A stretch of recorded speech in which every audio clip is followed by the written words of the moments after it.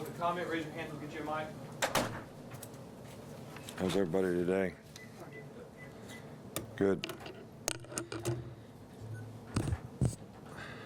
Well, I think the focus for us needs to be better execution as a team. I talked about this a little bit after the game and after reviewing the film.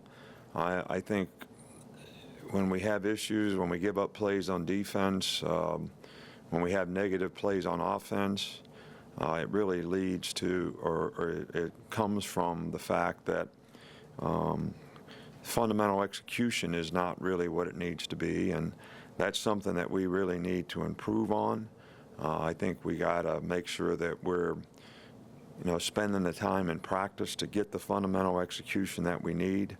I think this helps everybody play better. I think it benefits everybody, and I think it benefits the unit that you play on. So playing in the SEC, playing against better teams, playing on the road, all these things are definitely things that we need to emphasize and improve on. I know y'all are going to ask me about the quarterbacks, but look, we're going to continue to work with the quarterbacks that we have and rep the quarterbacks that we have and try to get them better. Jalen obviously played the most in the game. There's things that he could do better. There's some things that he did very well. So the emphasis, no matter who's playing, is let's get the better things more consistent. Let's try to eliminate some of the other things through better knowledge and experience, and so that we can, again, go back to the same thing, better execution. But I think that's something that is important to the entire offensive team, is that if we all do what we're supposed to do better, that's going to take a lot of pressure off of whoever's playing quarterback. And I think that's the more significant issue for us right now in terms of how we improve, on offense. We don't have any significant injuries. Cam Sims should be back. But I think everything is, I don't think we have anybody. We have some guys that will be in black jerseys today, but I don't think it'll be an issue for the game. Ole Miss, we're certainly looking forward to starting the SEC season. It's a great challenge for us early in the season against a very, very good team. Playing on the road early on has its own challenges, but this is a team that has been a really prolific offensive football team. They've got a really good quarterback, really good tight end in Ingram, and a lot of other really good players, young players that are really good players. So when we have struggled in the past, we have given up explosive plays, which is something that their offense is constantly trying to create. So it's going to be important for us to really play well in the back end, control the line of scrimmage so they can't run the ball effectively against us. Defensively, these guys are very aggressive, very quick, quick, aggressive front, do a lot of movement, always have against us. It's going to be a challenge for our offensive line and our up front people. So that's where it's going to start in terms of us getting better execution on the offensive side of it. So they're very well coached. Hugh Freeze has done a fabulous job there. I think this guy's one of the best coaches in our league, and certainly does a great job with the players that he has. The fastball pace that they use offensively is always challenging, and it's going to be something our defensive players have to do a good job with. We played against it a lot more. Hopefully our players are more adapted to it, and we'll be able to play a little better. Start in the middle with Cecil. Coach, people talk about revenge games, last year's outcome, previous year's outcome. Is that material to motivation at all for you? Well, it's not something that I usually use as a motivating factor. To say that it's not a factor, I'm not sure I'm psychiatrist enough to know the answer to that question. But I think what I would rather focus on with our players is not the emotion of the game, There'll be plenty of emotion for the game, I think, being an SEC game, being a division game, being a team that we've struggled against the last couple years. I really want to focus on, all right, what do I need to do to go out there and pay attention to the details of the things that are right in front of me, all right, which is how do I block this play, how do I cover this guy, how do I tackle this runner, how do I leverage this ball, all those types of things. Because we keep going back to the fact that everything that we mess up, it's not really what the other team did, it's more what we didn't do. All right, so we can get more focus on execution, process of what we need to do to get it right. I think that'll be very, very important. Emotion doesn't last in the game. Character, want to, commitment to what you're doing, playing for 60 minutes in the game, one play at a time, regardless of what happened on the last game, is the mindset that you want. And I hope that, you know, our players understand that's what we'll need in this game this week. Front right with Mark. Ardarius Stewart has had 2 back-to-back big games. What does he bring to that receiver group from a leadership standpoint, and how has he improved throughout his time here? Well, Ardarius is a really good competitor, plays, you know, hard, plays with a lot of toughness. He is very explosive as a player. He has had some opportunities and made some big plays for us, and we actually left some money on the table, you know, with some plays that he made that we got called back or whatever, and some other plays that we could have hit that we didn't. So I think the focus has to be, though, on everybody playing with consistency, all right, and not just explosive plays, not just big little. Okay, we made a 70-yard play here, and then we don't have the consistency. Leads to too many third and longs, too much shooting ourselves in the foot, and I think that's what the leadership on offense needs to focus on with the players, and I think Ardarius is, you know, part of that group. Stay over here with Aaron. In reviewing the film, the issues of consistency in running the football, how much of that was them stacking the box, and how much was maybe just not getting enough movement? I think it's a combination of both. I think it's not just, it's a combination of fundamental execution. It was a combination of they got more up there than we can block, but if we block them right, we should have, you know, 4 and 5 yard runs if we get movement, if we have the right hand placement, if we step the right way. Those are all the things to me that I'm talking about that we need to do better. Is it easier to run when you got a light box? Yes. But I think regardless of what the box is, if you do it correctly and you execute it correctly, I think you got a much better chance of having success. In the back with Scott Griffin. Hey, Nick, you've had good success in rematch games, NFL, everywhere, basically. Is there a particular reason for that? Are you adept at picking up on things that maybe went wrong in a year before or something like that? Or is it just, it is what it is, just a record? Well, we didn't do so well in the rematch game last year against these guys. Probably the worst game we played here for a long time, but turned the ball over 5 times and, you know, gave up 3 explosive plays on defense on really mental errors. So these are the types of things, though, that I think the emphasis has to be on. You make those kind of plays, you're going to struggle. And I think that everybody's got to really focus on, got to do my job. And I got to do it with a lot of physical effort and toughness and being aggressive. But I can't get so emotional that I make bad decisions about what my responsibility and what my job is. And I think that's something that we need to do better as a team. And if we're going to have success in our league, whether it's this game or games to come, it's going to be important that we can develop that. Middle there with Alex. Nick, you've talked a lot about RPOs, you know, this year a little bit more than maybe in previous years.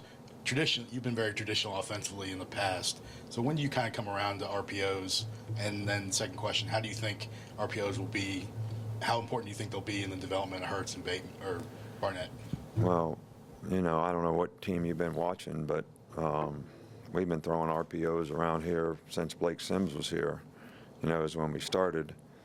So that's a couple years ago. So that's when we came around to it, because it was the right skill set for him in terms of what he could do and how we did it. And he did it extremely well. A lot of people do it now, and I think it's important that we can do it and execute it. We did a few in the game last week. A couple of them were big plays. A couple of them, we didn't execute really well. So it all comes down to how do you execute the play? How do you block the perimeter? If they roll up the corner and you miss the corner and he hits you in the backfield, well, is it because it was a bad play, or is it because the guy didn't block the guy right? So, and I know that that part of it is not something that, as a group, you are necessarily interested in, but it's a fact of the matter. In the back with Joe. Coach, you've emphasized focus over emotion. I'm sure the outcome of the last two meetings with Ole Miss is going to be on the minds of some of the older players. During the week, how do you strike that balance between stoking the fire for this game but making sure guys don't fly off the rails once kickoff comes? I don't know. We just emphasize, this game and the importance of the things that you need to do in this game. I'm not saying it's like any other game. It's the most important game that we play because it's the game that we're playing this week against a very, very good team. But it's important every week, that you have the right sense of urgency, the right mental intensity, the right immediacy about, I got to do this right now. I mean, these are all, do you call them emotional, or do you call them sort of mindsets that are get you to perform well? I think creating a bunch of anxiety with players is not the best way to go when it comes to being able to perform well. And I think that we were pretty anxious in the game last year, and it sure didn't help us play very well. So, hopefully we won't have anxiety. We'll have high achievement motivation and go over there with a sense of purpose and be able to stay focused on that sense of purpose for 60 minutes in the game. Left middle with Rayner. What did Jalen Hurts show from a passing standpoint, how he handled going through the progressions and just his decision-making? Well, some was good, and some was, things that we'll learn from. And I think that's the big thing that we need to stay focused on as coaches, that we can use every one of these opportunities that he has to increase his knowledge and experience and be more confident in what he needs to do to improve. And I think that's the focus that we have right now, and that's certainly what we want to do with the things that he did well. We want to build on those. We want to correct the things that he needs a little better understanding of, and we'll just kind of keep building on that. Front here with Dwayne. Coach Chad Kelly, obviously one of the better quarterbacks in the league. Just elaborate on what he brings to the table. Well, he's an outstanding passer. He's very accurate with the ball. He knows this offense extremely well. He has ability to extend plays. He's a really good competitor, and he's a sort of a playmaker type guy. The combination of those things make him very effective in terms of what they do. And it's going to be important that we do a good job pushing the pocket on him, not letting him scramble and run around, but at the same time affecting him where he can't be as good a passer as he's capable of, and you do that with good coverage as well as good pass rush. Two more, Christopher and then Scott. With the way that the game has changed and facing offenses like this, from a defensive standpoint, what's been the thing that you've had to adjust or evolve on your end defensively? Well, I think just about everything over the years. I mean, take something as simple as a huddle. I coached for a long time where the first thing you did the first day of camp and the first installation was you told the players how to get in a huddle. And you told the signal caller how to call the defense. that's like, Gone with the Etzel. So from the very basic beginning, I think the whole rhythm that a defensive player has to practice with in terms of pace of play is completely different. Ability to adapt and adjust. Communication is vitally important because nobody gets the call in the huddle. Everybody has to get the signal from somewhere. So just about everything that you do is different. But I think the biggest thing is in probably 5, 6, 7 years ago, when we struggled with some of these things, was we were betwixt and between. We'd play 6 teams that got in the huddle, and we'd play 6 fastball teams, and so what do you become? I also think that since we're a no-huddle team now too, and part of the reason that we philosophically went to no-huddle is if we're going to have to play against this all the time, makes it easier to practice what you're going to play against if you do it as well. So all these things, I think, have contributed to the players sort of growing up now defensively in a routine that is a little more accommodating to have to play against hurry-up offenses. But they're still going to try to go so fast that you can't get lined up and the defensive players can't get the signal, and they're going to try to wear you out.